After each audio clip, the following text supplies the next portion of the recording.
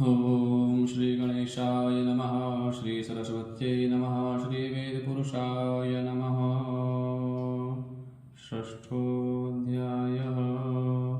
हरि ओम यज्ञमोषोमपरते तवनस्तनो पुरतः प्रजावन्तः श्रीमहि एकतेरुरभागः स सुशराम्बिकया तञ्जुकस्वाह एकतेरुरभाग आकुस्ते पशुः अवरुद्रमदिमज्जवदेवं त्र्यम्बकं जथानो वस्य संस्कृतानः श्रेयसंस्कृतानो विषायातभेकजमजुवेकजङ्गविष्पाय मृगाय वेकजं सुगं मेघाय मेघ्यै त्र्यम्बकं जजामहे सुगन्धिं पुष्टिवर्धनं उर्वा रूकमिव वन्दानान्त्योर्मुक्ष्यमावृतात् त्र्यम्बकं जजामहे सुगन्धिं पतिवेदनं उर्वारुकमिव बन्धानातो मुक्ष्यमामुतः एकते रुद्रा वसन्तेन परो मूजवतोतिः अवतधनवापिनाकावशः कृत्तिवाशाय गोजन्नाशिवोति त्र्यायुकन्यवदग्नेः कस्य पश्चित्र्यायुकं जद्देवे पुत्र्यायुकं तन्नो अस्तु त्र्यायुकं शिवो नाम सुषुवतिस्ते पिता नमस्ते सुमामाहि गोषेः